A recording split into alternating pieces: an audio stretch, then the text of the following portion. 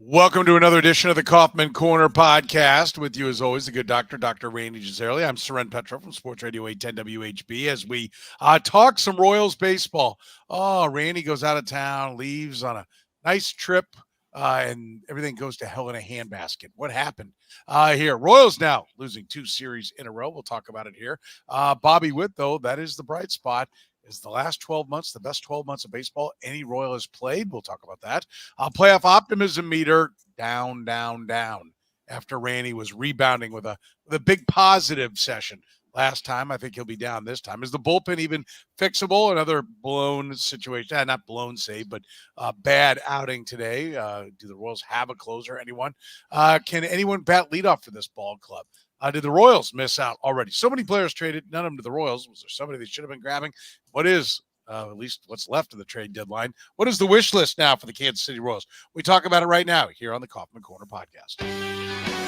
This is the Kaufman Corner podcast, the most in-depth analysis of the Kansas City Royals, breaking down the Royals like no one else can. Kaufman Corner is hosted by Rany Jazayerli and Soren Petro. Rany is a co-founder of Baseball Prospectus, author of Rany on the Royals, and former columnist for Grantland, The Ringer, and The Athletic. Soren is the award-winning afternoon drive host of the program on Sports Radio 810 WHB in Kansas City. Kaufman Corner is proudly brought to you by Gann Asphalt and Concrete, Kansas City's nationally recognized full-service paving and pavement maintenance contractor, making parking lot problems disappear in Kansas City since 1994. Free consultations, no commissions, in-house crews, and every project comes with a written warranty. Find them online at GannAsphalt.com or call 816-484-3338. Gann Asphalt and Concrete, one contractor, all things parking lot. Now, here are your hosts, Rany Jazayerli and Soren Petro. And thank you very much, Curtis. Off and running here with another edition of the Kaufman Corner. Rany, first of all, welcome back. I know you had a little vacation. So good to have you back. We had David Lesky in for you last week. He, like you, was more optimistic than me when it came to the playoff optimism meter. We'll get to that in a minute. But let's start positively, right? Can we begin with something positive? Bobby Witt Jr. remains red hot. And you like the idea of maybe, saying it's time to talk about him having the best 12 months in Royals history? So, Soren, I spent the last week in the lovely nation of Italy. It was my first time there. I saw, some of the most iconic works of art, known to man. I saw Michelangelo's David. I saw the ceiling of the Sistine Chapel. I saw the canals of Venice. I saw paintings from Leonardo da Vinci. I saw the Roman Colosseum and the ruins of maybe the greatest empire that ever lived.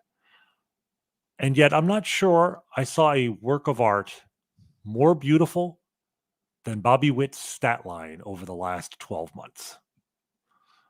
Because the moment that Bobby Witt Jr. became Bobby Witt Jr., we can actually pinpoint quite precisely, which is, in fact, 12 months ago today, I believe, July 28th, 2023, when he came to the plate with the Royals at absolute rock bottom, 29-75. They had almost already set their all-time record for most games under 500, and there were still 2 months left in the season. But he didn't let that bother him. He came to the plate in the bottom of the 10th inning with the Royals down a run, the bases loaded. And he hit a fastball that was measured at 101.8 miles an hour on not even the inside quarter, several inches inside, and somehow got his hands in and pulled it for a walk-off grand slam. It was last year the 5th fastest pitch in the StatCast era to be hit for a home run, let alone a grand slam, let alone a walk-off grand slam. And from that moment, not only did the Royals turn around, because from that moment on, the Royals finished the season 27-31. They started, obviously, this season and are playing well over 500. In fact, that game began a 162-game stretch. The Royals went 84-78. That's the best Royals record over a 162-game stretch since 2017, since this rebuilding project began. So that moment began the best 162 game stretch by the Royals. And it also began 162 games from Bobby Witt Jr. we have not seen the likes of maybe ever. Now, everybody knows George Brett in 1980 hit 390. And on a per game basis, that still remains the standard. That may never be touched. But George did miss 45 games that season.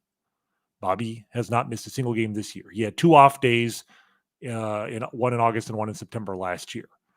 But the stat line from 1 year ago today till this morning, so a 365 or I guess 366 day stretch, it's a leap year, it's just absolutely gorgeous. I mean, there's, the term in basketball about a guy filling up the stat sheet with, rebounds, assists, and triple doubles and all.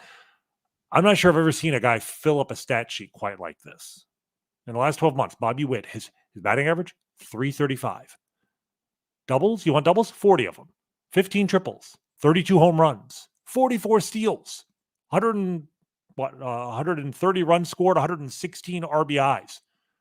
Like, everything you could ask from a ball player, he does. Maybe he doesn't walk quite enough, although, the way he's continually hit, I think he's going to stop seeing quite so many pitches in the strike zone, and he's going to adjust, and he's probably going to start taking more walks. He has 48 walks. He's not a Salvador Perez caliber free swinger, but he has been the best player in baseball for the last 12 months.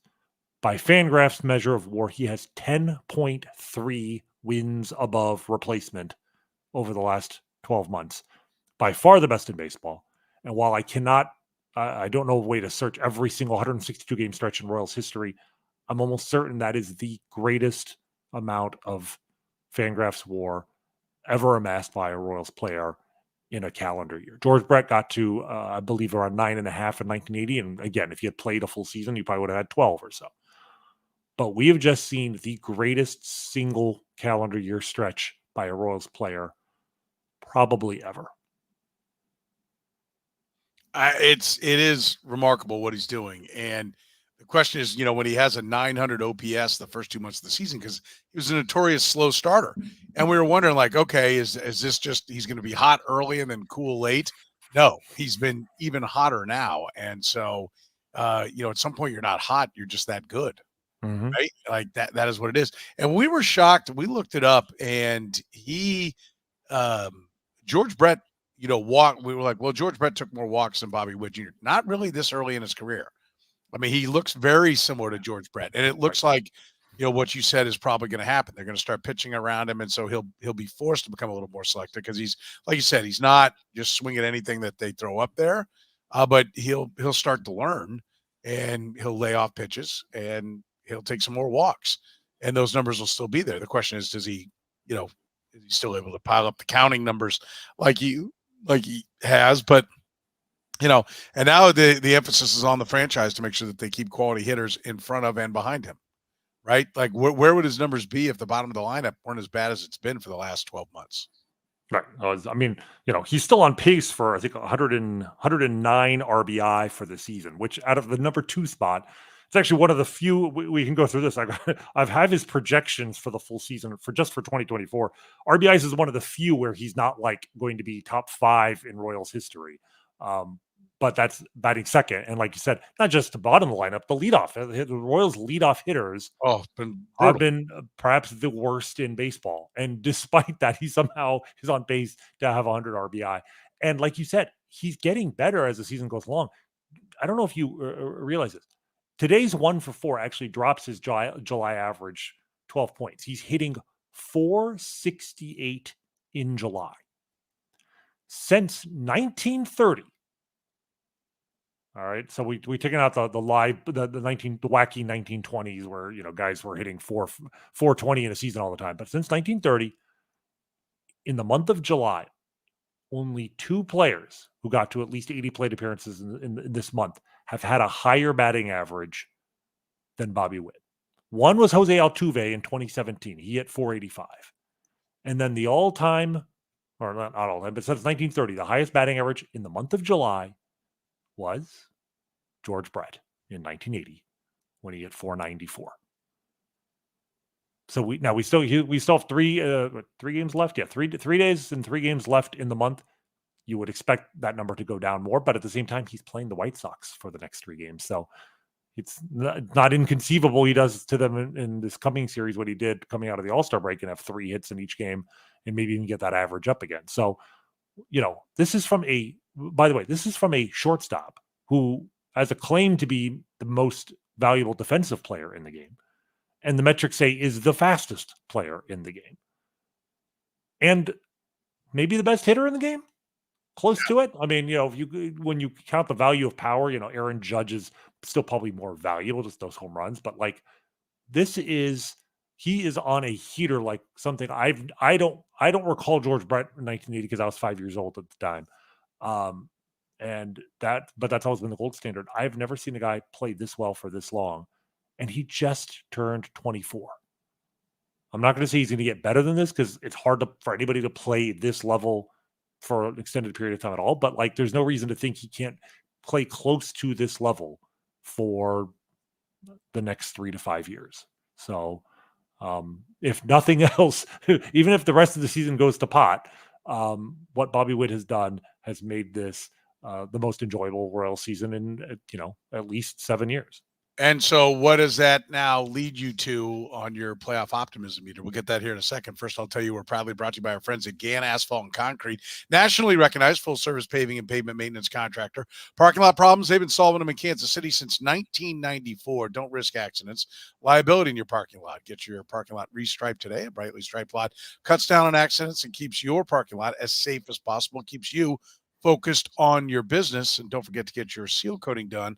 Yes, it's warm. It's hot. It's going to be really hot in Kansas City this week. But before long, the cooler temperatures will be returning. And you'll be racing against fall to get your seal coating done. Get booked right now with Gann Asphalt and Concrete.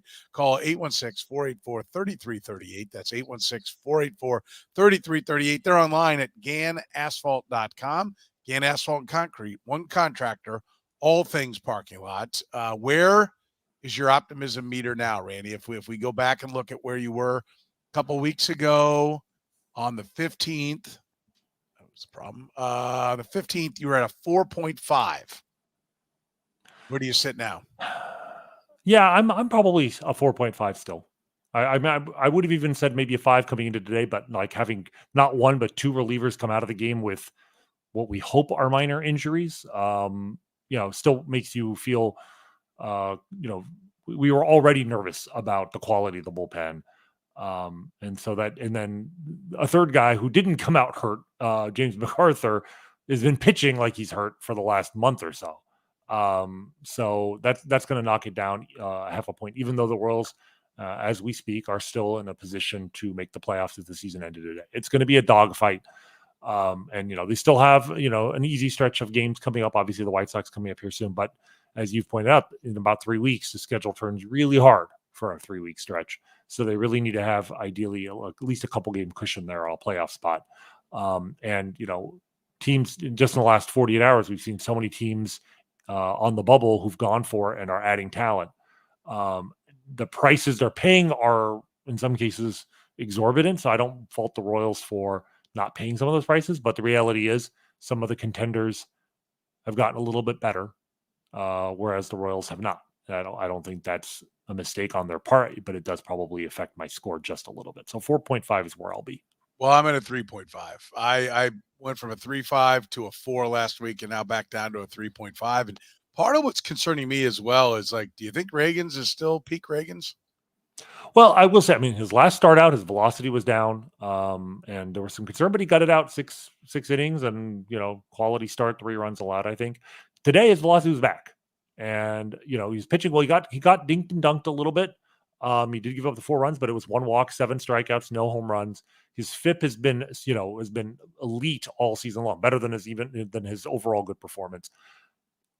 Am I worried that he's not going to be, a 250 ERA, 250 FIP guy the rest of the season? Sure. But that's not because I think he's worn out so much as just some regression to the mean. It's very hard for anybody to sustain that level of excellence. At this point, I would not say I'm seeing signs of him being fatigued. But of course, for both him, for Lugo, for even Michael Wacha, as the inning totals start to hit 150 and higher, that is at least a hypothetical concern. Like, we don't expect them to get better. We need them to be as good as they've been to paper over all the other weaknesses that this roster has. I that concerns me, and the fact that they haven't made a trade concerns me. Not because I'm fine if they don't make a trade. I don't want them to just trade to make a trade. I did Sunday Sound Off on 41 here in KC last week, and one of the questions we had, was about the Royals at the deadline, and one of the other people on the show was like, well, the Royals have to make a move. And there's nothing ever worse that could come out of a general manager's mouth, then I have to make a move, because that's where you get screwed. And so I definitely don't believe they have to make a move. And I'm not even convinced they should make a move, because I'm not convinced this team is good enough right now. Right. And I'm not convinced that you're just one player away. You mentioned it.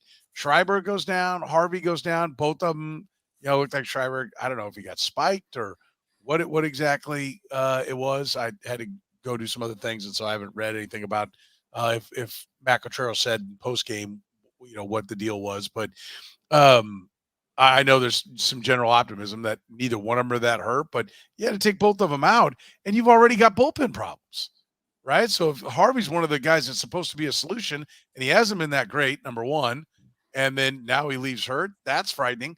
Like, who are you going to go get? Right? What is the plan? I don't know that just one guy is going to get you there, right? So I don't think in 36 hours they're going to go acquire two relievers, a starting pitcher to get Alec Marsh out of the rotation and maybe back in as another arm, and a bat. Like, I don't know that they can put enough on there. I think, somebody said that, they're more optimistic because of Boston. And that Boston's not going to do anything. And that is a good reason, right? That's probably the most compelling reason. But my fear is that just out of Boston, Seattle, it's not going to be Tampa now. I mean, the one thing you can count on is Tampa's dismantling it. And I want to point out that Tampa's only 3 games behind the Royals for the final wildcard spot. And they're going, nope, we're not good enough. So I do want to be clear. The organization that this team is basing its approach on is in contention by what Royals fans would call dreamably, wonderfully in contention, is like not good enough. And I think it's something that should resonate, particularly if they don't do anything.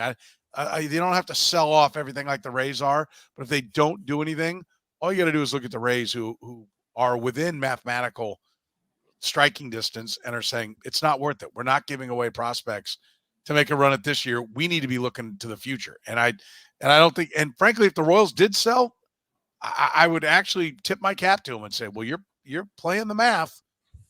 What you always love to go and look at, what are the percentages of making the playoffs now and some of your sites? Right. So right now the Royals, the Fangraphs one we've been kind of using as our baseline for most of the season. With the Red Sox loss tonight, they are at 44.7%. So a little under 50-50, but right there. They were at 50-50 2 days ago. That's dropped about 5%. I hear what you're saying, and far be it from me to be the anti-math guy, but I completely, I honestly have almost more of an issue with the Rays not going for it than the Royals going for it. And I say that with full respect for what the A's are in a unique position because of their market, because of their payroll issues, whether they're self-imposed or not, but also, they are 3.5 games behind where the Royals are. That doesn't sound like much, but the same Fangraphs model that gives the Royals a 45% chance gives the Rays a 14% chance. So 3 times as likely that the Royals will make the playoffs than the Rays. But also, when you see the value that the Rays are getting, you can understand why they're willing to give up a small chance to make it the playoffs this year, because this is such a seller's market. You talk about, the Royals don't need to make a trade for a reliever, especially not at the prices that we are seeing over the last 48 to 72 hours. To me, that's the real, eye-opening thing. And frankly, we talked 2 weeks ago about the Hunter Harvey trade, and we both were fine with what they gave up, Caden Wallace and the 39th pick in the draft. If anything, I mean, and I say this, we need to find out that Hunter Harvey's healthy or not, but certainly before he came out of the game today with back spasms, if anything, that trade looked even better because the prices that teams are paying for relievers right now. I mean, the Phillies just traded for Carlos Estevez from the Angels. And Estevez, was the guy I thought would be actually the guy that would be a great fit for the Royals because he was a free agent at the end of the year. You wouldn't have to pay quite as much for him. Well, it turns out you did because the Phillies gave up what I believe Baseball America had as their number 5 and number 7 prospects for 2 months of a reliever who is a good reliever having a great year, but that's different than a great reliever. He's a good reliever having a great year. And only 2 months of it. Caden Wallace was not, in my opinion, the Royals top 5 prospects. That 39th pick, if we say, we know the Royals took David Shields at 41. I think he probably ranks in the 7 to 10 range in the Royals prospect list. So, you could, if you really want to push it, you could say the Royals give up their 5 and 7 prospects, but I don't even think they were that good. The Royals don't have as good a farm system as the Phillies. So the Royals give up less in prospect talent than the Phillies did, and they get Hunter Harvey for a year and a half instead of 2 months. They look 4 times as long, and assuming he's healthy, which we hope he is, they have the option of trading him this winter or trading him at the trade deadline next year if they're not in it. So when you look at the value other teams, I mean, Jason Adam, who admittedly has 2 years under club control, but I mean, Hunter Harvey has 1 beyond this year. Jason Adam got traded today for, Dylan Lesko was the 15th pick in the draft just 2 years ago. He's coming back from, I think, Tommy John surgery. And they got 2 other prospects with him from the Padres. So relievers are getting a bundle on the market right now. So I'll give JJ credit in this particular instance, jumping the market. He might have been the right thing to do because the market has only gotten more expensive. But to go out there now, because you may be out without these guys, there may be hopefully a brief IL stint, but to go out and overreact and to pay the current market prices for yet another reliever, I think I would just as soon have them call up Steven Cruz from AAA, to be perfectly honest. They have some hard-throwing guys in AAA. We know those guys have command issues, but whether it's Will Klein, Steven Cruz, Walter Pennington, let's give that guy another chance. He pitched 1 game with on the mound for, on the roster for 24 hours. I'd much rather do that than pay these kind of prices.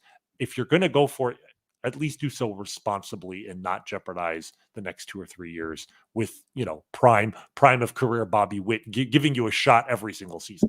All right. So I just want to be clear here, because you said you're more upset about the Rays not going for it than the Royals. Mm-hmm. I think that's just such a Royals perspective. I don't think that's a mathematical view, because we know the Rays are taking the mathematical view. You can almost hang your hat on the fact that everything they're doing is based upon the math. And you either champion the math or you don't. And I don't think you get to champion it when it fits your narrative of what you want to be true, and then not champion it when it doesn't fit your narrative. So I will say, and a couple of people have said, listen, they need to be moving pitching right now. And that's it. If it is a seller's market and you're not good enough, then sell. Right? That's what you should be doing right now. And I don't think they're going to do it. I don't think they're going to do it because they're in the midst of a stadium issue. I don't think they're going to do it for a lot of reasons. But when the Rays do something, you study it and find out why it might be right. You don't go, I don't like it. No, I agree. But here's the mathematical argument is that in the last 2 seasons, 4 teams made the World Series. 2 of them were 6 seeds and 1 was a 5 seed. 3 of the 4, this is not, this is not the NFL where, okay, yeah, you get in as a number 7 seed, but let's be honest, you're going to get blown out. And I get that. And this is what I've said a million times. And when I talked to Jeff Passan, all the national guys write the narrative of the teams that got there. And so the ones that made trades, they're in the playoffs, and you read all these stories all throughout the postseason about, they made this move or they did that move, and we all celebrate all those. They don't write any stories about the team that finished 2 games behind for the last wild card spot, the one that finished 4 games behind, the one that finished 5 games behind, and all the things that they traded away that they now don't have, and they're worse for moving forward. The narrative is always written by, history's written by the victors. Right. So the history books of baseball tell us that when you go for it, it works. That's not true.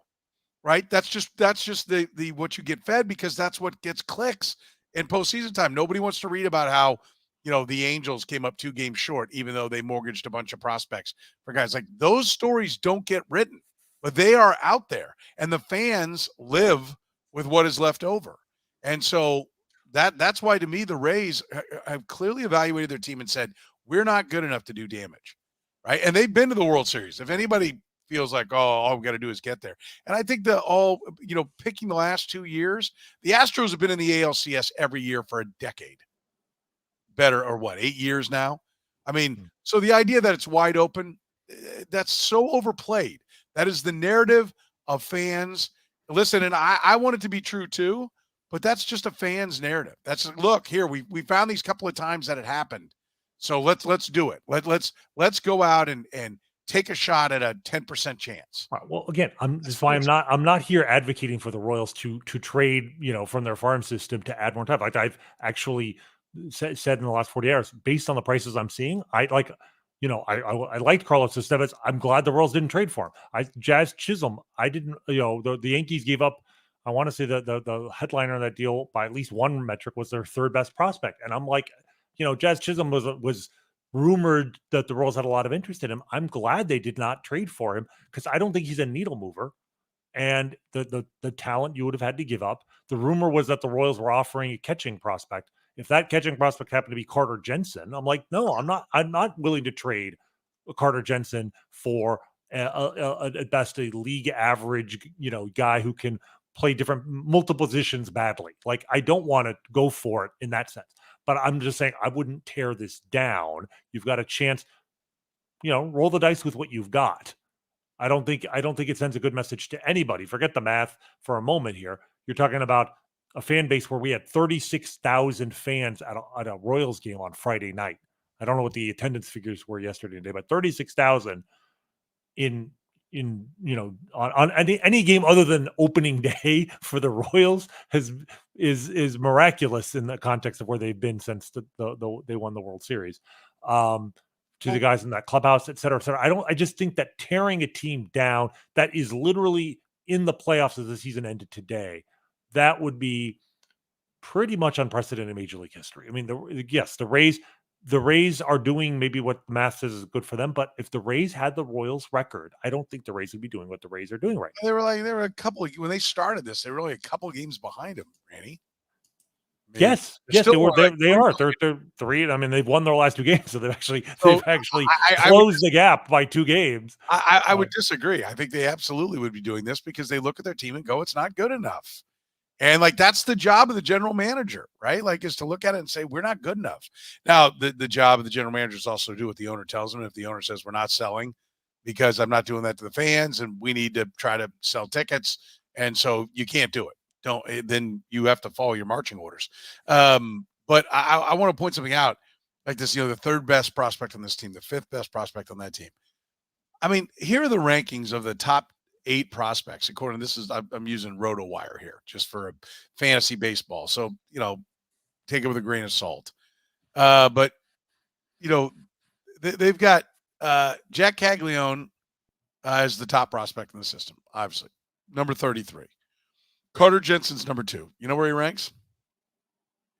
231. I was going to say, not in the top 100. Austin Charles, 270. Mason Barnett, 277. Blake Walters, 283. Ben Kudrna, 329. Gavin Cross, 353. Blake Mitchell, 355. Right? I will say this, if they trade one of those guys, which one of those guys is going to be a stud? The standpoint, if you do want to go do something, I'm not so sure, what they have. First of all, I think part of the reason they haven't done anything is because nobody wants anything they got. Well, that's the other thing. There are some guys, for instance, the Rany Jazayerli trade, where the Mariners, we talked about, if you're going to trade for an everyday player, a potentially impact hitter who's come around. That you talk about the Rays. That's where they started their teardown, and they've traded. They didn't end there, but the point is, Rosarina, what the Mariners gave up. That's when I saw that trade, the frustration I had wasn't so much with the market for him, how expensive it was. It was just that the Mariners could afford to make that trade. The Royals don't. I mean, they would have to trade at least 2 of the 3 best prospects to give up the same kind of prospect value the Mariners gave up there. It was, I believe, the Mariners' 4th round pick from last year out of high school that was a hitter that's turned into a really, really good really good prospect. And I can't remember the other guy. I think was also taken in last year's draft. And this is the problem: is that the Royals are paying for the sins of having poor drafts for basically 4 years in a row. And hopefully things have turned around this year. But yeah, they are limited in what they can do because they don't have the prospect depth to do so. The only way they could do it is to trade an absolutely elite in their system. And that's really, you can't trade Kekluan, obviously. But I mean, it's Blake Mitchell, maybe Carter Jensen, maybe Ben Caderna. I mean, I think that list might not have taken into account this season's developments because Mitchell's obviously played well and Caderna's now in AA. But those are your absolute top guys. And you would probably have to trade two of them to get a real impact player. The Rays also traded Isaac Paredes to the Cubs today, which was fascinating because the Cubs have a worse record than the Rays, and yet they're trading for the better player. And they give up the Cubs give up somebody off their major league roster in Chris Morel. That would be the option the Royals have would they trade, for instance, would the Royals trade Maikel Garcia? If Luis Rengifo, who's the guy on the Angels, the third baseman for the Angels, who has been highly rumored to be connected to the Royals, the problem is he has a wrist injury, and nobody knows when he'll be back or exactly, or if he'll be 100%. Without probably keep his trade value down. If he were healthy, I could, the all-in move would be for the Royals to trade Maikel Garcia for Rengifo and get a guy basically plays the same position and is better right now, but is only under contract for 2 years instead of 5. And I think Maikel Garcia will turn into that kind of player, or can turn into that kind of player in the future.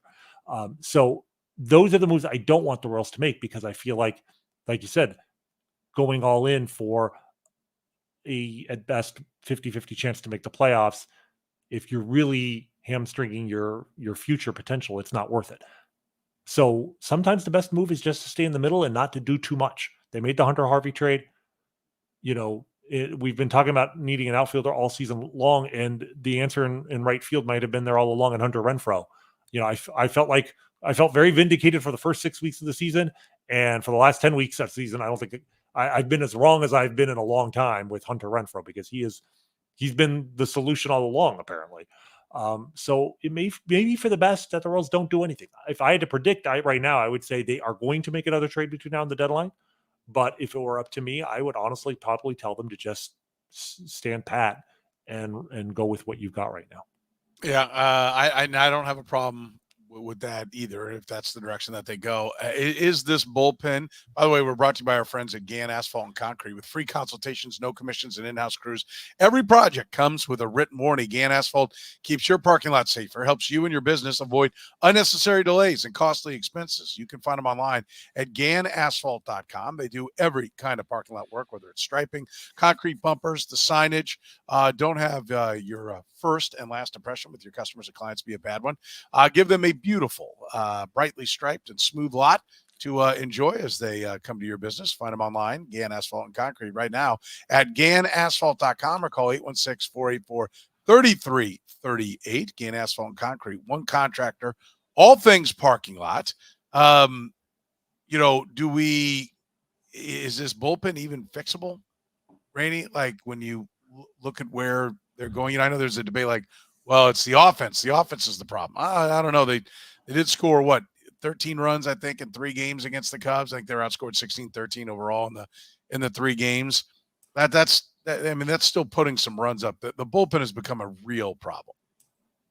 It has, and at the very least, they need to, I think, do a better job of acknowledging who their best relievers are. Like, I meant to ask you this, before we put the show together. So before today's game, and Hunter Harvey came out with the back issue, but I was going to ask you, who do you think the Royals' best reliever is? Like, gun to your head, you need one guy to pitch one scoreless inning, or the gun goes off. Who do you pick? Do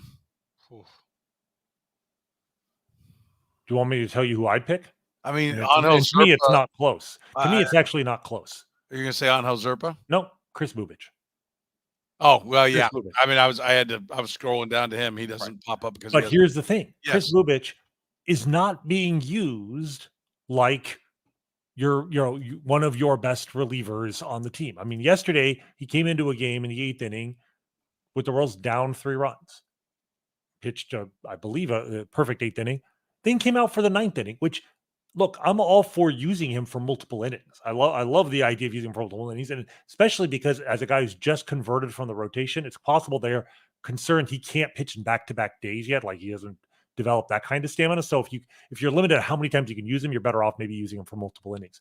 But why on earth are you using him multiple innings when you were down 3 runs when he came in to pitch the 8th and the 9th, guaranteeing that he would not be available today and maybe even tomorrow, when a game might be actually, might mean something. His game before that, he pitched the 9th inning with the Royals down 6-2. He hasn't really pitched in a high leverage situation yet. And, meanwhile, James McArthur is being allowed to continuously, get, pitch high leverage when he's been terrible for a month.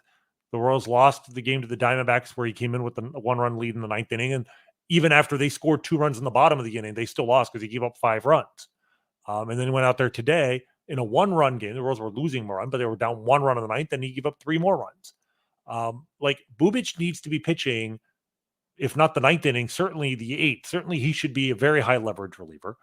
Hunter Harvey, if he's healthy, can be the other guy. But those right now, to me, are the 2 guys. And then Angel Serpa, who has really been kind of a forgotten man in that bullpen. I mean, I think he went like 2 weeks without pitching in a game at all this month. I think he pitched on July 10th and then, July 10th, July 14th, and then July 23rd. He's he has been probably the best reliever from opening day till today, like in terms of the totality of a season. Use your best guys in the most important situations. That will help. Is that enough to fix everything? I don't know. But, you've got to start somewhere. And I do think that if Harvey comes back from this back spasm and he's okay, a back end of Serpa, Harvey, and Bubic, which is completely different than, having Schreiber and MacArthur or Will Smith at the beginning of the season. Like, you've completely recycled your bullpen. That's okay. You've identified who your best guys are. You picked up one guy in a trade. Start there, rather than panic and overpay for a reliever here in the next 36 hours that that might get hurt, just like Hunter Harvey did, and you end up with nothing. So it's not, I don't think you're ever going to have an elite bullpen, but you could at least get this to mediocre with just repositioning guys. Well, and listen, I'll come back to the Chris Bubic thing. I mean, he is coming off Tommy John surgery, right? Like, so this is part of the issue with putting him in there, is like they probably got regular days they want him to work, and he's going to pitch on those days regardless. And it's just you're going to have to get lucky for it to be a high leverage situation. And I don't think that's the thing. Like, somebody said, well, Alec Marsh to the bullpen, Bubic, Marsh making the transition, and you want to drop him right into the 9th inning. Like, that's a problem as well, because the 9th inning is different. And so I don't want Chris Bubic going out there and trying to overthrow in the 9th inning when he's this, short a time removed from Tommy John surgery. So I think this is kind of the spot that he's supposed to be in. The problem isn't, using Chris Bubic some other way. The problem is the other guys suck. That's the problem. If somebody who was it said, is the bullpen Cochero's one weakness? And here it is, Matt. Is the bullpen Q's one weakness? Like, who do you want him to go to? Right? Like, no, I think no, because it's not like he's, there's no answer out there. Like, there is no good answer. We knew going into the season that the bullpen, we had all these like veteran guys they brought in depth, and it was great, but none of these guys threw hard. We knew it was going to be kind of a patchwork thing. And I'll give Q some credit for working through this early in the season with the Will Smith being crapping the bed, and Will Smith has come around and has been a little bit better. Part of the problem though is that they've got all these guys who are not bad enough to just cut, but not really good enough to help you, right? Like, Will Smith has been better, but he hasn't been great. Chris Stratton has been kind of living on the edge of being DFA'd all year, but like, he's only given up 29 hits in 41 innings, but he's also walked 27 batters. Like, I don't trust that guy in a close game because he doesn't throw enough strikes. So it is, and then MacArthur, just has mysteriously just been terrible for a month after looking like the one guy you could actually rely on in this bullpen. I'm at the point now where you can't demote Stratton or Will Smith to the minors. But if the Royals make a change, I mean, it might not be a bad idea to send MacArthur to Omaha for a few weeks, give someone like Steven Cruz a chance, and see if MacArthur can get straightened out. Because you're getting to the point of the season now, you can't use these guys thinking about the long term. You can't let a guy work through struggles if he's costing you games as the calendar turns to August and you're in a pennant race. You have to win the game you're playing in front of you. So it may be time. I mean, we'll see here in the next 2 days if they make a move, not just if they trade for a guy, but then who do they actually get rid of off their current roster? It wouldn't surprise me if MacArthur heads to AAA just to get straightened out, even if they still believe in him in the long term. I like this, Chris. You might as well throw spaghetti against the ceiling when it comes to whom to go with in the bullpen. And Kurt said JJ needs some blame for assembling a terrible bullpen. I mean, yeah, ultimately it's his responsibility, but he's 2 years into it, and they've made a remarkable improvement in a lot of spots. It's hard, right? The system was barren, and yes, he was part of the group that did it, but we can tell that he's making vastly different calls now as the general manager than what Dayton Moore would do. So who knows how this system would look if he were making the calls for the last 5 years. Right. But think about this. Coming into today, with all we're talking about, the Royals have allowed the third fewest runs in the American League. Yeah. Which is an incredible testament to the rotation. And it's they haven't spent, they tried to go cheap in the bullpen because it's the bullpen. You can go cheap there. And they spent their money on Seth Lugo and Michael Wacha instead. And you know what? I think that worked out. But also, a lot of teams have bullpen issues. That's why you're seeing the relievers being moved for huge hauls. The Red Sox don't have a very good bullpen right now.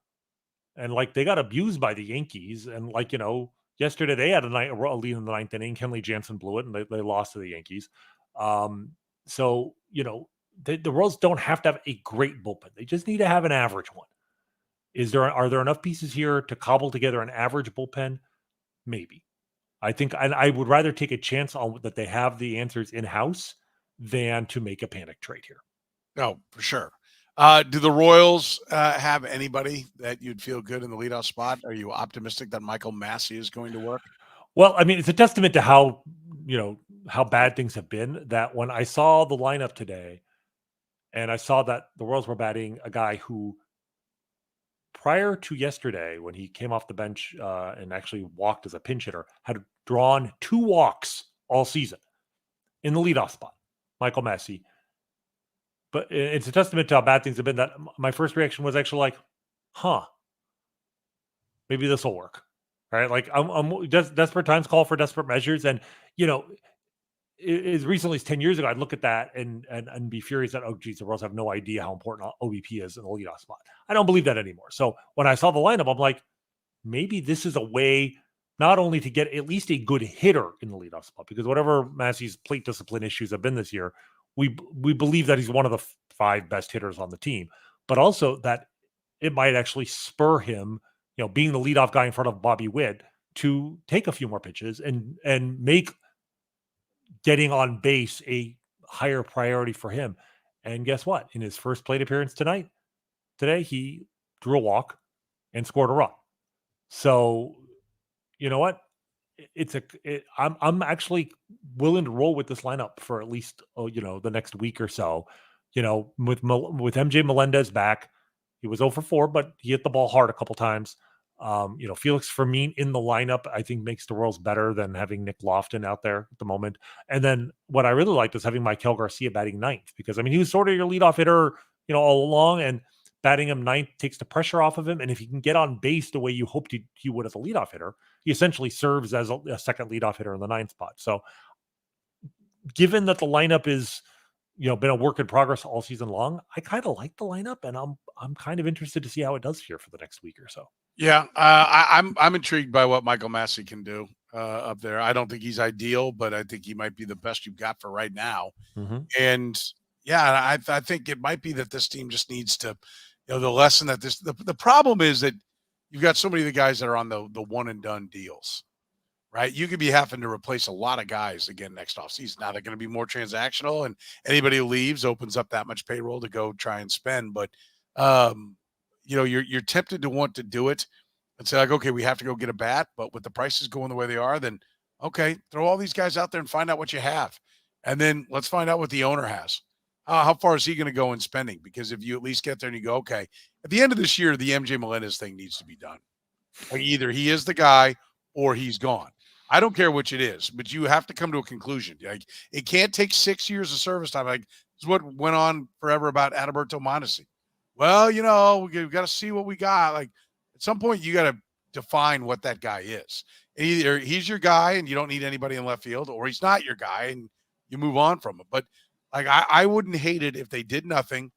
They don't lose anything from the farm system, and they just ride it out. We're going to find out, okay, is Massey your everyday second baseman? Is MJ, can he even stay healthy to the end of the year? Is MJ Melendez going to really hit? Like you can get to the bottom of exactly what guys are. I mean, I even like Vinny Pasquantino. I think it's nice to know. I don't think it's the shoulder. I think this is just what Vinny Pasquantino is. I think he's a solid player. He wasn't a first round pick, right? Like, we got excited, maybe overly so, but I don't think Frank Thomas is waiting to come out there. Yeah, no, I'm coming around to that position that, and again, not that Pasquantino is a bum or a bad player or anything like that, but that he's a league average player. And that's fine and that's valuable. And, I'm all for that. Like having him on the roster is better than not by far. But maybe he's not going to be a star. Maybe he's not the guy you try and, sign to a long-term contract extension or whatever. Certainly not for the time being. You just let him roll. I'm hopeful there is a little bit more upside here. Like you can get being a 115, 120 OPS guy, a OPS plus guy, and be a league average first baseman, which is a really good hitter. But that's I'm accepting the fact that he's probably not going to be a star. And if he can be that player, again, as an 11th round pick, that's a hell of a steal. And you hope you find more guys like that in the draft. And if he could just be that for the next 2 months, I think that would actually be a real boost, because this is the thing about Bobby Witt is that he's having such a good year. He's on base so much and he hits the ball so, he has so many hits that like it makes the players directly above and below him in the lineup, their performance more important. Right. So the fact that they've had such terrible numbers from the leadoff spot, I don't think we've actually quoted just how bad they are. I think I have those numbers here. The leadoff hitters for the Royals before today, a 219 batting average, 270 OBP, and 322 slug.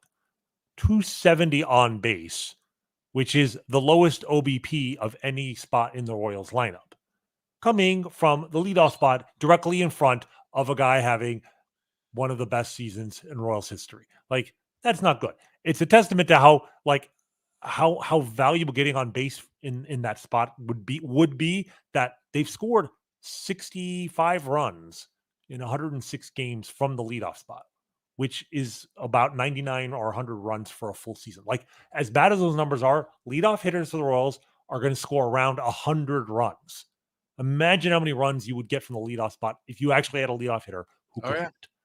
So whether it's Michael Massey, whether it's MJ Melendez, like somebody mentioned that in the comment section, and I mean, his skill set, if he could just hit a little bit, he has the plate discipline certainly to do it, but he has to perform. Nobody has performed out of that leadoff spot. And then Vinny, has been okay, but he hasn't been great in the 3-hole.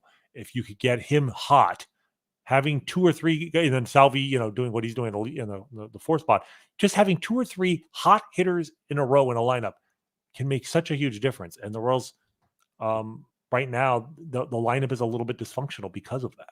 Because they don't have that. No, for sure. And, maybe if everybody's back and everybody's healthy, then maybe we'll see that this lineup can do a little bit better. But I don't know. Would you be completely opposed to just putting Bobby Witt at the top? The Angels hit Trout up there.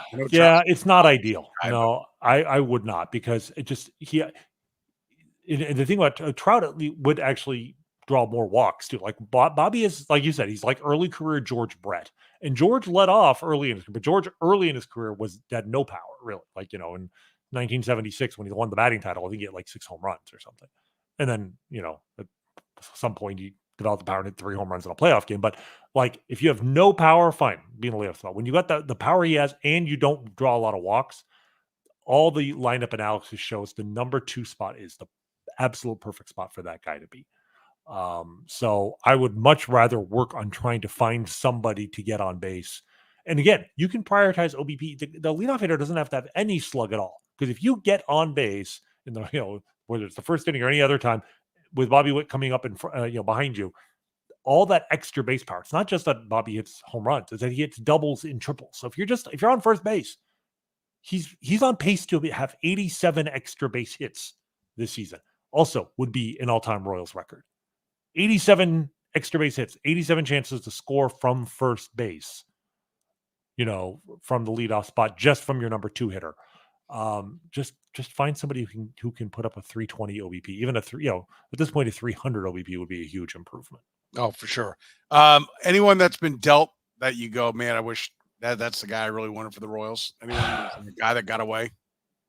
At this point, I for the prices that people have paid, honestly, probably not. I said Rosarino would have been, I think, a great fit, but I wouldn't have destroyed the farm system the way it would have taken to do that. I liked Estevez, but I wouldn't have given up that kind of price. Jason Adam, we liked. But I will come back.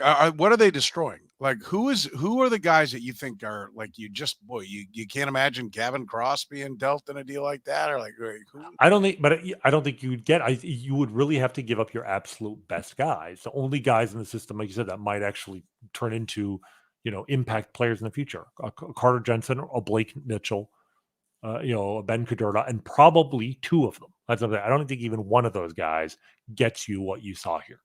At the very least, it would probably be like Carter Jensen, and then like one of your really interesting guys, who are maybe still in rookie ball or whatever, Ramon Ramirez, or someone like that. Like it would hurt an already weak farm system, and it's for a guy who is not. Even an impact reliever only can move the needle so much. And I would just be so terrified of making that Roldis Chapman trade in reverse. Like you made it the right way the first time. You have to learn from the mistake the other team made and not repeat what they did and overpay for, a quote unquote impact reliever.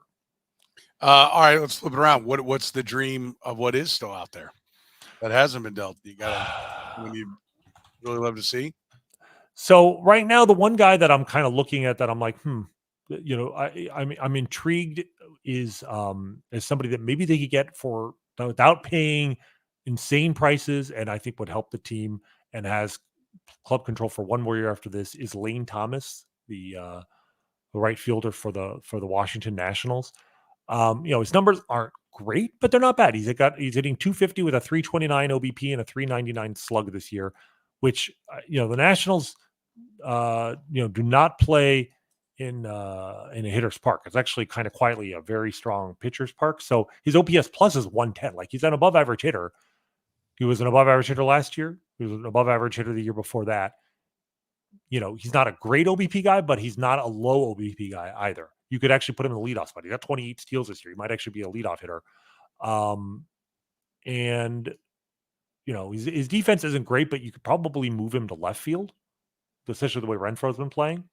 And I don't think he would cost an arm and a leg. It would be similar to Hunter Harvey prices, maybe a little bit more. Maybe you have to give up.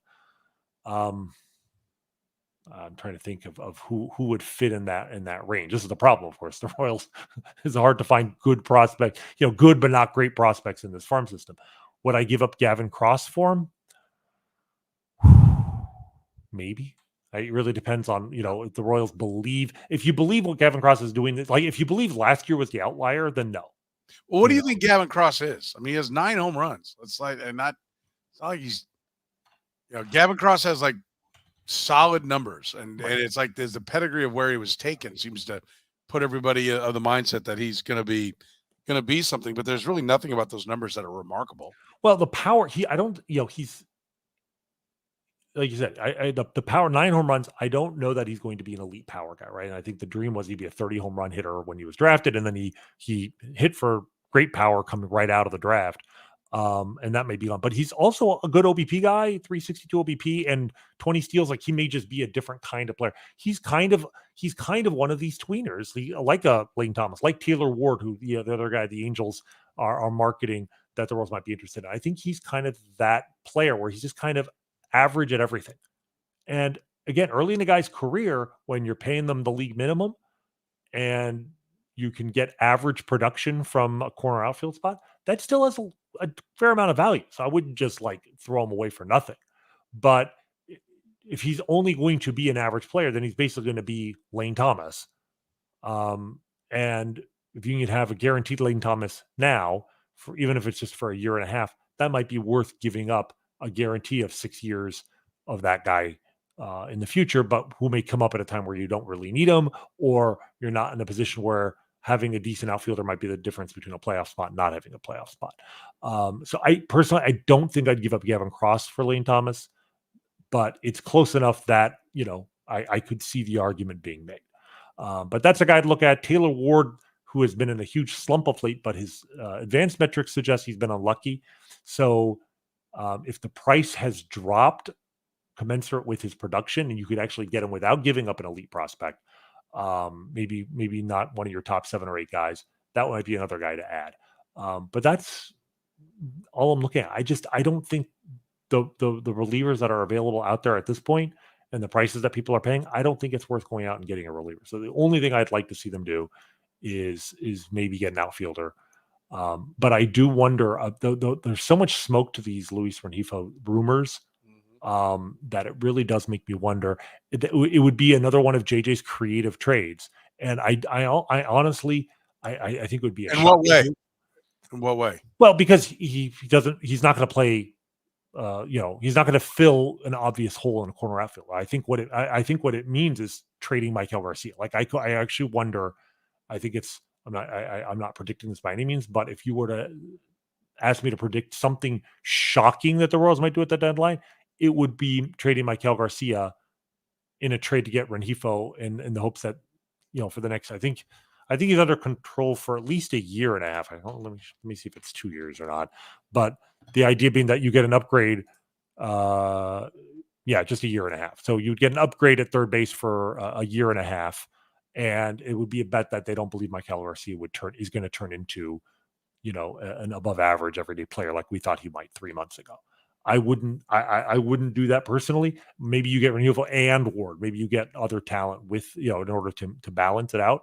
But I do, if I had to make a prediction for something truly shocking, that would be my prediction. Yeah, that was going to be my final question is, what do you think will happen? I think what will happen, I think they will trade for an outfielder. I mean, I think they'll trade, and I think Thomas and Ward are probably the 2 most likely guys. I think the Rengifo thing is, there's the thing that really makes it more difficult is the fact that he is currently hurt. Like I said, he's just come back, and he hasn't really shown, like he's healthy enough to play now, but he is. I worry that it might affect his trade value a little bit, and it may make it harder for the Royals and the Angels to come to terms with what he's worth. But I give that maybe a 25% chance of happening. So again, I think they will trade for one outfielder, but I think they might trade if they trade for any position player other than outfielder. It's going to be Rengifo, and I think it's gonna be a trade that hurts. Like it's going to be a trade that you have to give up on a guy. You have to give up talent to get talent, and a guy like that, you're going to have to give up something more than just your number 6 and number 9 prospects in your system. Yeah, for sure. All right, we'll see what happens. What we talk next, we'll have if there's some kind of blockbuster, I suppose we can always fire up the emergency podcast if they come out of nowhere and Aaron Judge is a Royal. No. Who saw this coming? Trade for another starter. I don't know. You say Kukichi of the Blue Jays, or I don't know. I can't even imagine the kind of trade they would make at this deadline that would And warranted emergency. they're rumored to be kind of kicking the tires on just about everything. I mean, starting pitcher is one of the things that they've been supposed Well, to. like you said, the ability to be able to move it, maybe to fix the bull. It's a double bank shot thing, right? You improve the rotation, and then you move Marsh or somebody like that to the bullpen and improve the bullpen that way. Again, I have learned in the nearly 2 years that JJ has been in charge here that he's willing to be creative and willing to try anything. And I mean, ultimately, that's what you want from your GM. You don't. The last thing you want is a GM that just says rules out an idea out of hand without considering all his options. So I admire the fact that he's willing to try everything, or at least consider everything. But that doesn't mean everything you consider is a good idea. So yeah. So we'll see. Do you want to make a prediction? What do you think is going to happen? I don't know. I really have no idea because JJ is kind of a wild card. I didn't think we were going to see what we saw from him in the off season. I'm with you. I think they will find a bat of some sort, whether it's Tommy Famish. I think it's going to be something along those lines. Okay. Right. So I think there will be a bat. But I can hear the words of like, well, we just got MJ back. He was hitting and Hunter's hitting now. We like Kyle Isbell in center field. I can hear that too, where it's like, well, we don't have any place to play anyone. So, I am intrigued by the fact that they're sniffing around third baseman. Mm-hmm. Yeah, it's that specific position. We've been so focused on the corner outfield, and meanwhile, Michael Garcia, who started the year looking like a stud, and has been the worst hitter in the lineup since like the end of April.